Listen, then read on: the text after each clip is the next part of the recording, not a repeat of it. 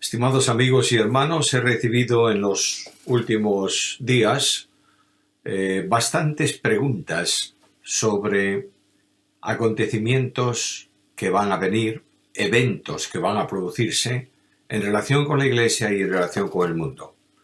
No hay duda que el problema que estamos viviendo en este entorno social de nuestros días con la pandemia mundial del coronavirus despierta ciertas inquietudes en muchas personas que desean conocer algo más acerca de los eventos futuros. Por eso, con la ayuda del Señor, vamos a empezar una serie que va a tratar, va a tocar, va a considerar estos aspectos futuros de los eventos que van a producirse conforme a la palabra de Dios. Vamos a abrir la Biblia y estudiar algo acerca de lo que ella revela proféticamente sobre el tiempo venidero. No podemos olvidar que la Biblia es la revelación que Dios hace de sí mismo para ser conocido.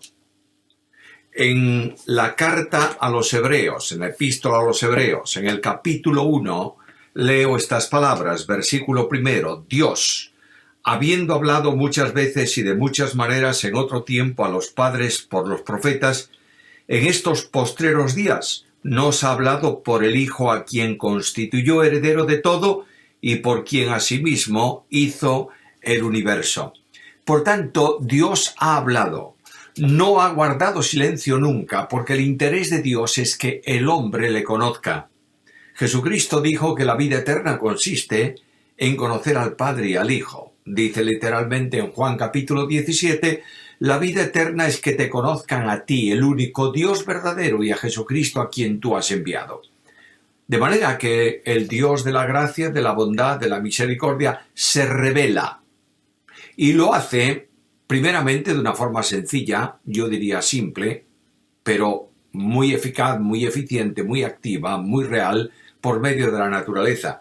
Pero de forma especial Dios ha dicho quién es, cómo es, qué quiere hacer, cuál es su proyecto, cómo quiere ser adorado, y lo estableció a lo largo de los años en la palabra suya por medio de los profetas. No existen hoy revelaciones nuevas acerca de Dios. Dios envió a su Hijo Jesucristo, nuestro Señor, al mundo. Y nos dice el escritor de la carta a los Hebreos que el discurso definitivo de Dios se llama Hijo. ¿Queremos saber cómo es Dios? Miremos a Cristo. ¿Queremos saber cómo ama a Dios? Miremos a Cristo. ¿Queremos saber la omnisciencia de Dios? Miremos a Cristo. Desde que Cristo vino al mundo, Dios guarda silencio en cuanto a revelación personal sobre sí mismo. No así sobre acontecimientos que van a venir, sobre eventos futuros, sino específicamente sobre él. Quiero hacer una primera advertencia en un mundo lleno de interpretaciones subjetivas. Es enormemente fácil oír hoy, especialmente lamentablemente desde los púlpitos de las iglesias, que alguien diga, Dios se ha revelado a mí esta noche y me ha dicho que. Y yo voy a deciros ahora lo que Él me dijo, porque es palabra de Dios. Eso no es verdad. Dios se revela solamente por la Biblia. Y es el Espíritu de Dios que conduce a cada uno de los creyentes a una reflexión sincera y seria acerca de lo que Él es y de lo que Él quiere. Que le rindamos de forma de vida, de adoración, de reconocimiento. Y esto lo revela por su palabra. De modo que cuando yo estudio la Biblia, no importa lo que sea, no importa si tiene que ser el estudio de un salmo, o tiene que ser el estudio de un pasaje histórico, o tiene que ser una revelación profética, la Biblia es un libro que tiene que ser interpretado. Como tiene que ser interpretado, tenemos que preguntarnos, primeramente, ¿qué es la Biblia? Yo sé que todos o la mayoría de los que estáis viendo este estudio esta mañana, tenéis claro que la Biblia es la palabra de Dios. Y que esa palabra de Dios ha sido comunicada a los autores elegidos por Él a lo largo de los años. y que el mensaje que esos autores humanos, a lo largo de más o menos 1400 años y unos 35 escritores diferentes, todo lo que ellos escribieron ha sido impulsado, comunicado por Dios y constreñido para hacerlo. De manera que cuando yo voy a la Biblia y pregunto cómo ha llegado a nosotros esta revelación admirable, el apóstol Pedro, en el capítulo 1 de su segunda epístola y en el versículo 21, dice así: porque nunca la profecía fue traída por voluntad humana, sino que los santos hombres de Dios hablaron siendo inspirados por el Espíritu Santo. No es palabra de hombre, no es reflexión de hombre, no es filosofía humana, no es ciencia humana. La Biblia entera es la palabra de Dios. Ahora notad que el apóstol Pedro dice que estos hablaron siendo inspirados por el Espíritu Santo. Y la primera verdad sobre inspiración está en este versículo. Este verbo inspirar es el verbo empujar, el verbo orientar, el verbo podría ser también constreñir. Dice este versículo de Pedro esta verdad de esta manera: Dios comenzó escogiendo soberanamente la persona que Él determina. En segundo lugar, le da la capacidad para que perciba el mensaje de Dios. En tercer lugar, le exhorta, le invita, le constriñe para que lo escriba. Y todo cuanto ese hombre, esa persona ha escrito es únicamente la palabra de Dios. Puedes verlo en muchas ilustraciones bíblicas. Por ejemplo, abres la profecía de Jeremías y descubres en el capítulo 1 que Jeremías dice: lo que yo estoy escribiendo es lo que Dios me dijo. Palabra de Dios. Pero también dice que Dios lo escogió desde antes de su nacimiento para darlo por profeta a las naciones. Y Jeremías está profetizando y Jeremías tiene serios problemas, como ocurre siempre cuando se predica solo la palabra de Dios. Tiene serios problemas en la sociedad, es despreciado, es aborrecido por las gentes, es castigado injustamente, etcétera, etcétera. Y un día Jeremías, permitidme decirlo de esta forma tan coloquial, se enfada y dice a Dios: se terminó. Desde hoy no voy a hablar más en tu nombre, porque mira lo que me ocurre. Me sonrío, porque me imagino al Dios del cielo, el Padre infinito, mirando a Jeremías y diciendo: qué enfadado está hoy este chiquito. Y le dice al profeta: mira, voy a trabajar dentro de ti para que descubras mi soberanía en tu ministerio. Y dice el profeta que sintió un fuego que lo quemaba dentro de sí, era más fuerte que él. Y dice: dice a Dios, y me has vencido. ¿Por qué me has vencido? Porque Dios había determinado que Jeremías fuese su profeta a las naciones. Punto final. Segunda cuestión importante en el día de hoy. Se cuestiona la soberanía de Dios. No se predica soberanía de Dios. El Dios del cristianismo actual es un Dios chiquito. Se queja por todo, pide por todo, ruega por todo y generalmente no es capaz de llevar a cabo su propósito. No es mi Dios ese. Mi Dios es soberano. Y este soberano Dios estableció que la palabra suya fuese escrita, escogió hombres para hacerlo, le revela el mensaje, los conduce para que lo que escriban sea la palabra de Dios. Y de pronto el apóstol Pablo habla de la consecuencia de ese escrito. Y en la segunda carta a Timoteo, capítulo 3, versículo 16, el apóstol dice que toda esta escritura es inspirada por Dios y útil para enseñar, redarguir, corregir, instruir en justicia. La palabra de Dios es inspirada, dice Pablo. Ahora, el verbo que utiliza Pablo no es el verbo que utilizó Pedro. Pedro habla de impulsar, de empujar. Pablo habla de soplar. no tiene palabra para expresar esa idea. Y lo que Pablo hace es, permitidme decirlo así, inventarse una, escribir una. Y esa palabra que Pablo ha escrito referente a la inspiración es la palabra soplada por Dios. De manera que, si me permites ilustrarlo de una forma muy simple para que cualquiera lo entienda, cuando el Espíritu Santo de Dios verifica el escrito del profeta y ve que todo lo que el profeta escribió, todo lo que el evangelista escribió, todo lo que el salmista escribió, corresponde solamente al mensaje que Dios le ha comunicado, sopla sobre el original del escrito, el primer escrito bíblico, y cuando Dios sopla, le comunica vida.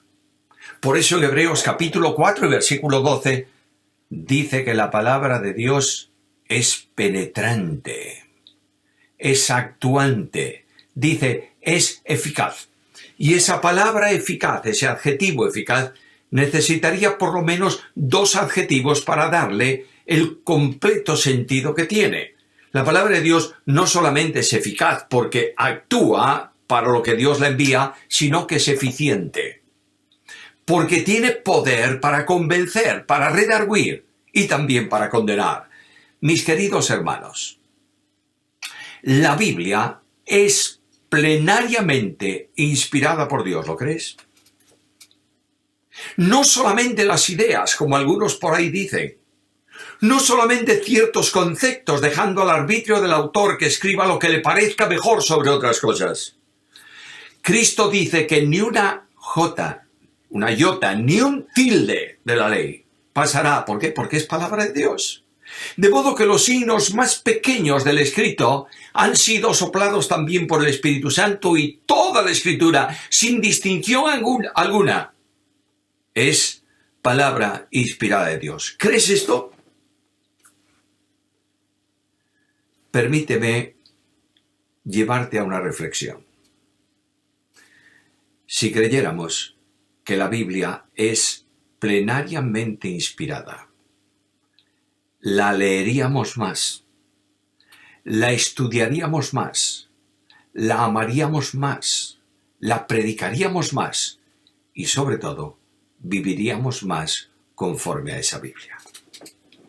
Ahora, la Biblia es un libro de muchos estilos literarios. Al principio tenemos 5 libros que le llamamos el Pentateuco, se le llaman el Pentateuco, no solamente Pentacinco, sino que habla de estuches, como si estuviesen guardados en 5 estuches.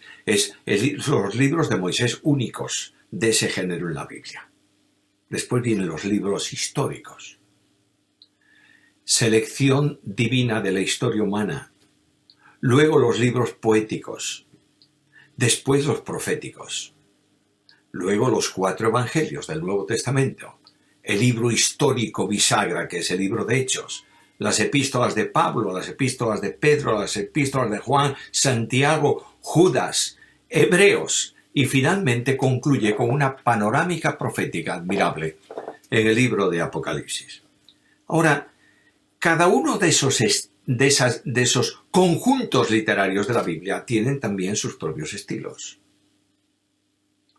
a los que tenemos que estar atentos. La mejor manera de interpretar cualquier escrito es la interpretación histórico, gramático, literal. De manera que si yo escribo en un libro mío, escribo una frase cualquiera, algunos afirman que esto ha sucedido. Digo, por ejemplo, estas palabras. Se entiende que el que lo lea comprende que yo estoy refiriéndome y afirmando algo que ha ocurrido. No se le ocurre alegorizar eso y cuando dice, afirma que algunos dicen, está tratando de decir lo que no dice la frase en sí, sino que la interpretan literalmente. De esta manera, tenemos que interpretar la Biblia.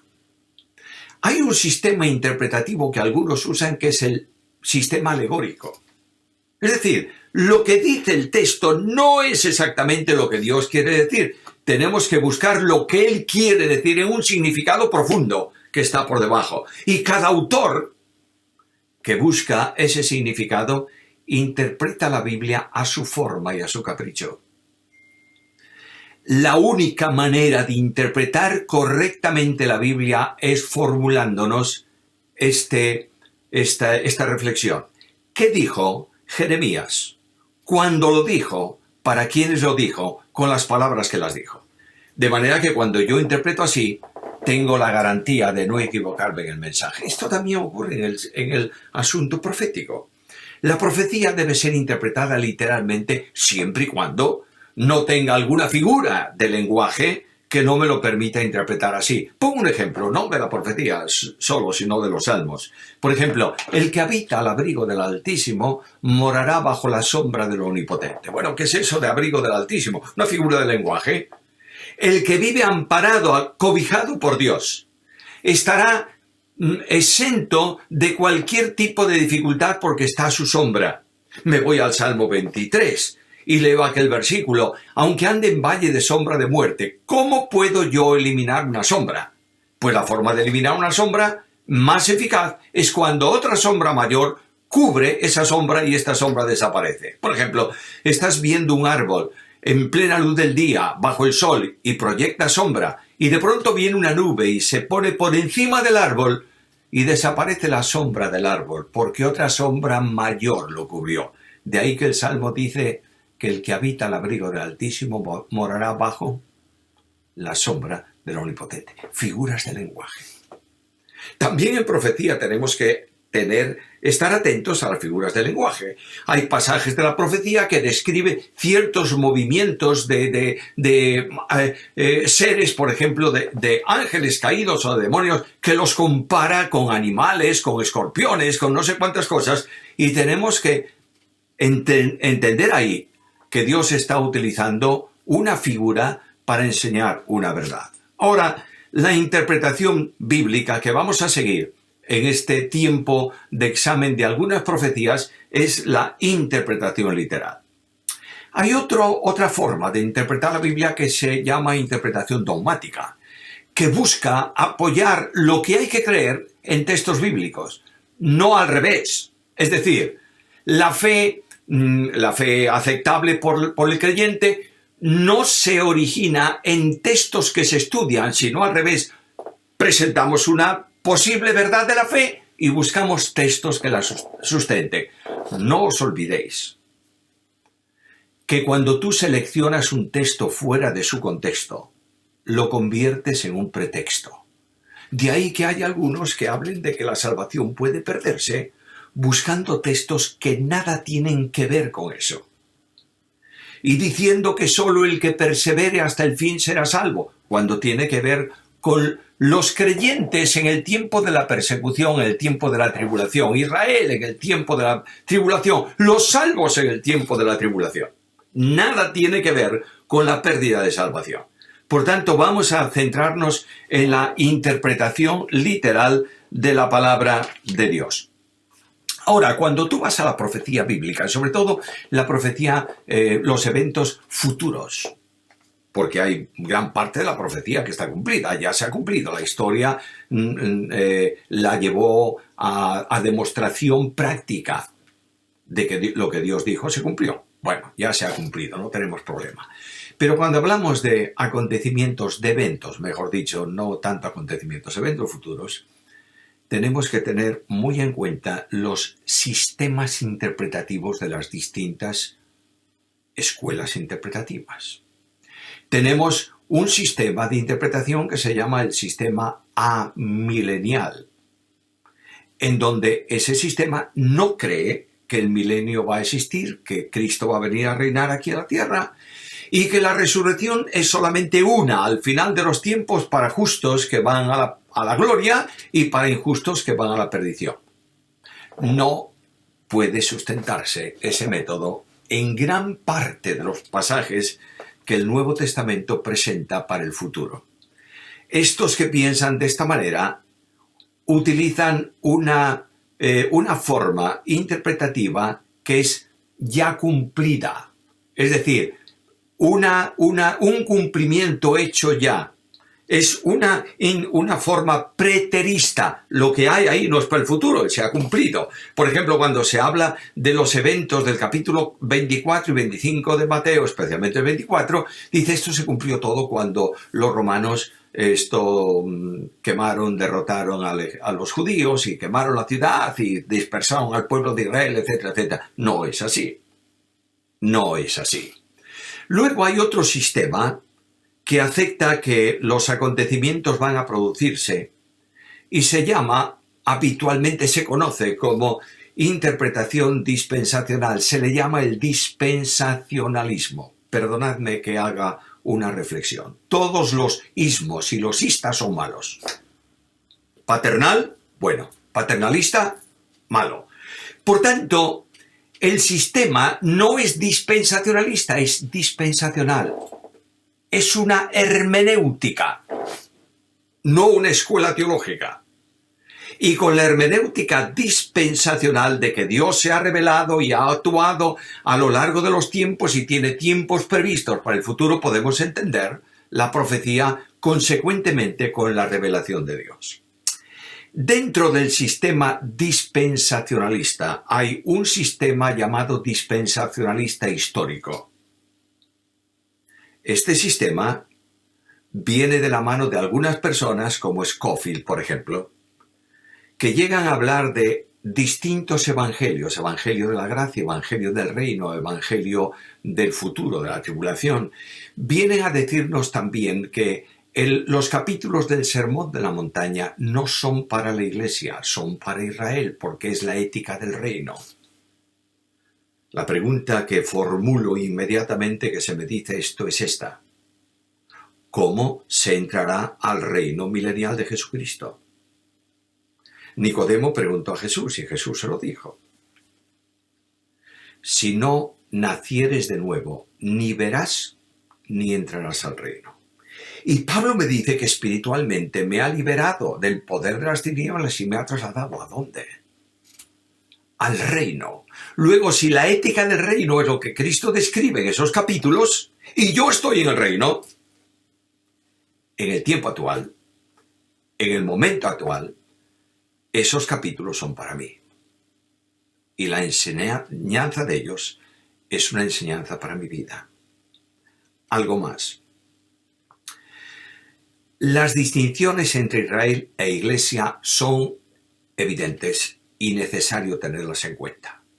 Dios ha prometido a Israel promesas de tierra, bendiciones temporales que no ha podido cumplir o no ha cumplido, no se ha dado el cumplimiento de ellas. ¿Se van a cumplir? Por supuesto. Dios lo ha determinado y durante el reino de Jesucristo esas promesas dadas a Israel, al Israel salvo, van a cumplirse. Pero los hombres no se han salvado de distinta manera a lo largo de la historia. El primer hombre que fue salvo en la tierra después del pecado fue salvo por gracia mediante la fe. Los hombres que se salvan hoy se salvan solo por gracia mediante la fe. Y los hombres que se salvarán, el último hombre que se salve antes de cielos nuevos y tierra nueva, será salvo por gracia mediante la fe. No hay distintos evangelios para apuntar a la salvación. El que cree es justificado, el que no cree es condenado. Por tanto, cuando alguien dice que el evangelio del reino es el evangelio que predicaba Juan, que el evangelio de Juan difiere del nuestro, yo pregunto, ¿cuál era el mensaje de Juan? Arrepentíos porque el reino de los cielos se ha acercado. ¿Solo? ¿Solo eso? Ese es el primer punto. El segundo punto es este. He aquí el Cordero de Dios que quita el pecado del mundo. ¿Es tu evangelio y el mío o no? Sí, porque el evangelio de la Biblia es un evangelio eterno. De la misma manera que el plan de salvación es eterno, que Dios lo realizó y programó antes de ninguna acción suya, antes de que nadie de la Trinidad se exteriorizase, Dios determinó solidariamente salvar al pecador. El evangelio que proclama ese mensaje es también un evangelio eterno, porque sale de Dios y no de los hombres. Ahora, dicho todas estas cosas, tendríamos que ocupar todavía un tiempo más, pero voy a concluir esta introducción al estudio de la profecía, indicándoos que la profecía se estudia no para saber cosas del futuro, sino para vivir a la luz de la esperanza. La profecía es esencialmente una panorámica que el Dios de la historia da de lo que va a acontecer. El Dios de la Biblia es el Dios de la historia. Está sentado en su trono y ejerce soberanía y autoridad. Y el Dios de la Biblia conduce la historia conforme a su propósito y para su plan. Lo veremos cuando hablemos de los imperios que ha habido en el mundo. Y en este momento el Dios de la Biblia sigue sentado en el trono. Y sigue determinando la historia. Y sigue orientándonos y dándonos una panorámica de lo que va a suceder. Pero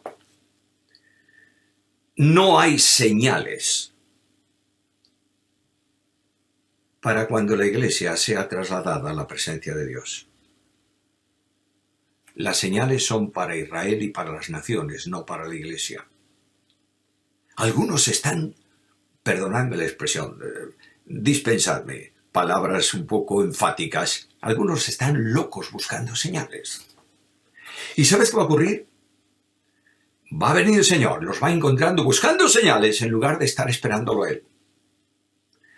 Hermanos míos, si la Biblia se estudia para conocer más acerca de cómo vivir consecuentemente con ellas, es una bendición. Si se estudia para saber más cosas y para descubrir asuntos técnicos, hemos perdido el tiempo. Toda teología que calienta el cerebro y deja frío el corazón no es una buena teología. Pido al Señor su ayuda sobre este estudio y espero veros en la próxima ocasión. Que el Dios de la gracia añada su bendición.